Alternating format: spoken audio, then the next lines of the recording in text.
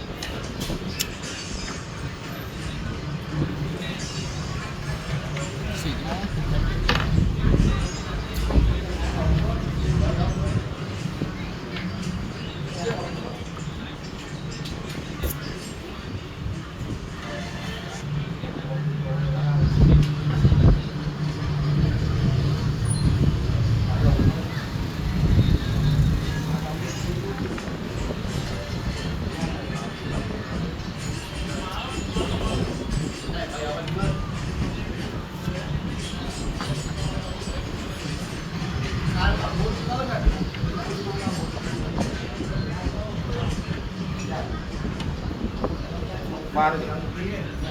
Một rồi. Hả? Một ba đến một.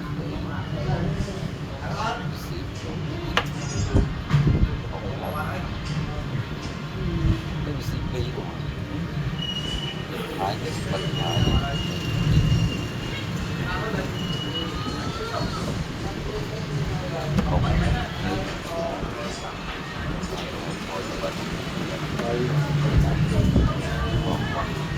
Còn ở lại đấy, con luôn đi bóng là đi ra.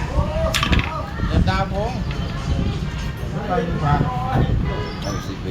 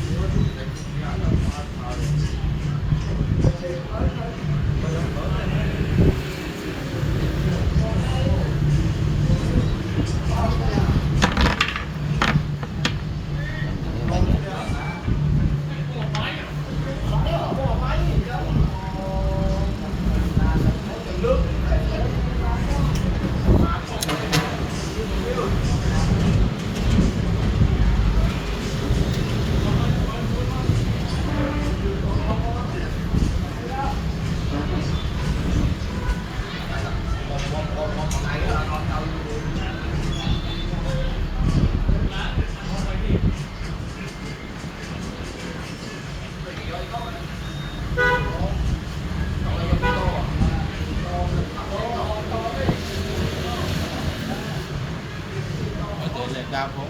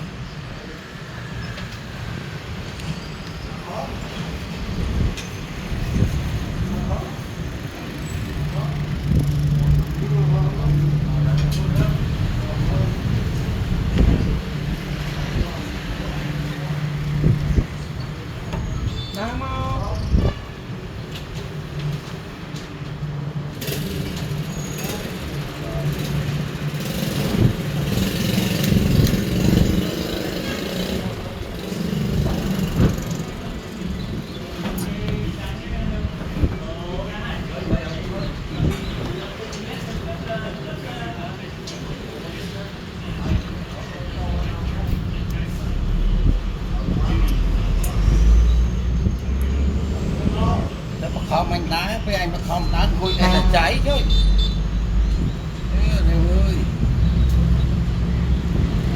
cháy cái là cháy nó rồi mà không anh đá đó.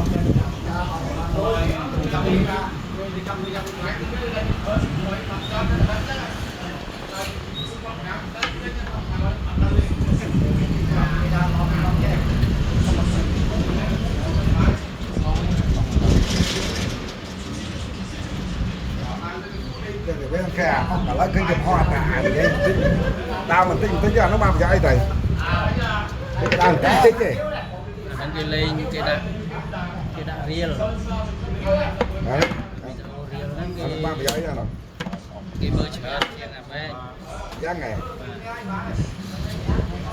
ta nó luôn trong với nó bạn ta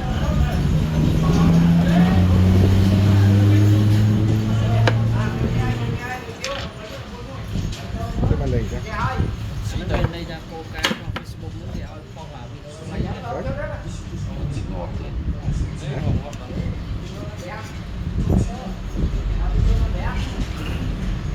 xin vui dân được sai đây nào sai ông vào sai sang đây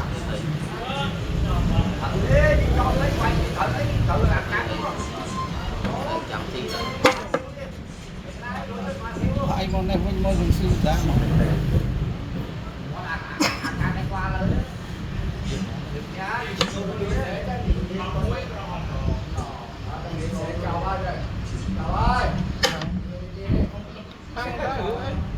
chưa miền Thái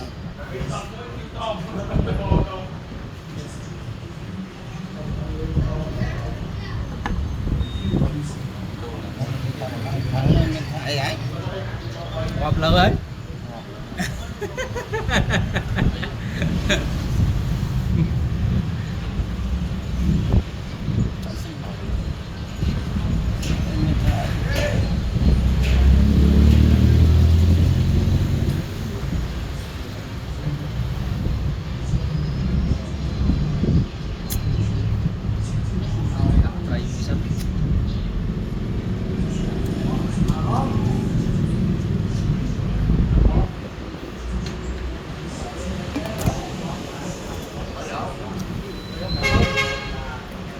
Cái cồn chắc cô cất gì anh cô làm tròn cồn chắc một tí cháu thế à tên mà cô nó mau tam nào hối vẽ cô ở tầm lại cho nó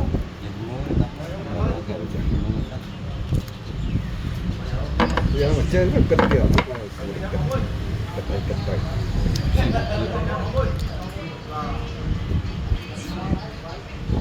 cái nó cho này lại cho mà đã cho mà nên bây giờ cầm lại cho cái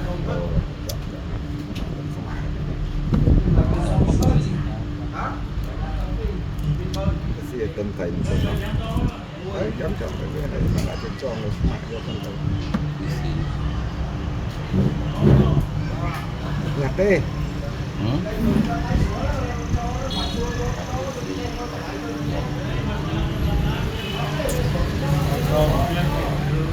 tôi nó vào công ty là mình chó chặt lại biết là bạn rồi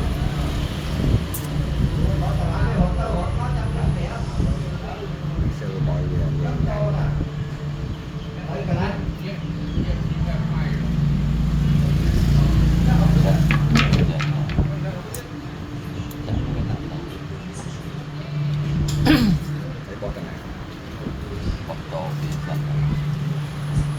cái bạch học lẻ đấy nè học cái bạch cũng ấy đúng cả đấy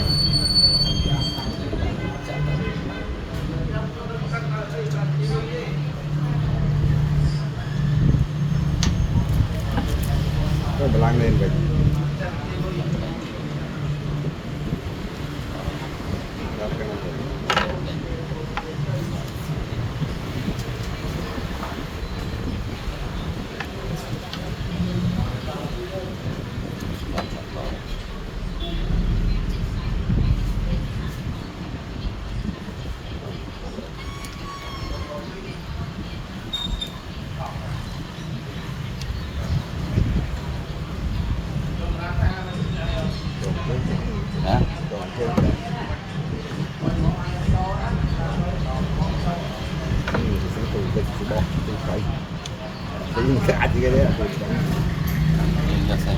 hả đấy thầy sĩ đang không và cái sĩ hả cái sĩ vậy cái đồng hồ sĩ còn bên đầu về bài cái họ bằng ấy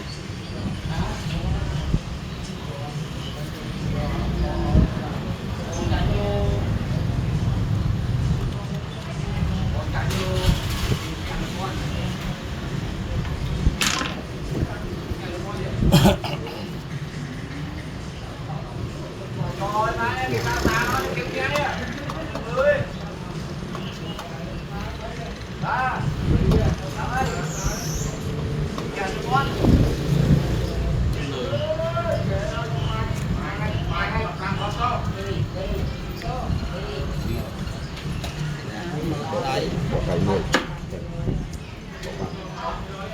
to dữ Muối.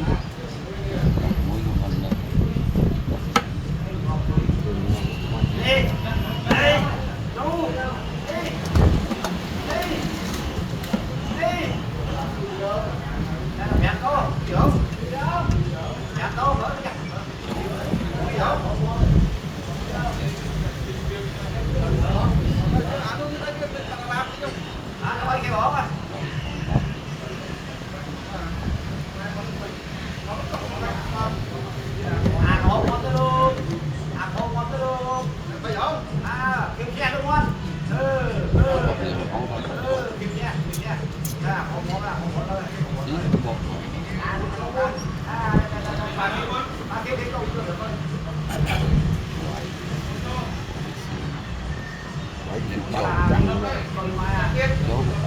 cô này trong cạnh kia cô mình có chạm trên cái cô của đường máu cái ốc đường là Nên thế cả bây giờ mình cả suy cái đấy thấy suy bằng bài tích này đây coi giờ nghĩa phần nghĩa mà này cũng nó cái ốc này à kéo còn nóng màu mình đại rồi một ngọt nó còn nóng lên làm lơ này nghĩa thì đặt tốt ba nèo nó cái chuyện mà biết canh mà đặt vật ngon nào cả đấy nó được xây nhầm lại này nó là ba cái xì ốc nó bị sinh tê cắt bỏ đi thưa mấy tên để kéo nó đi bỏ đây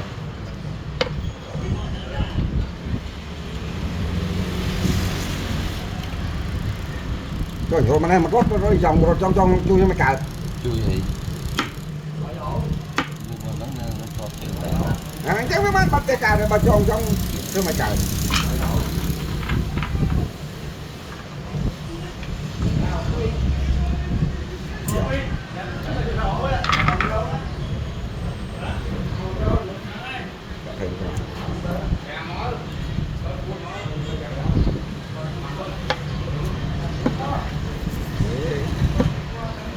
thấy không? thấy như một cái Thì mà đồ bố ăn cái cục tiền giọt đấy. mà lấy tiền nhìn gặp nhiều thật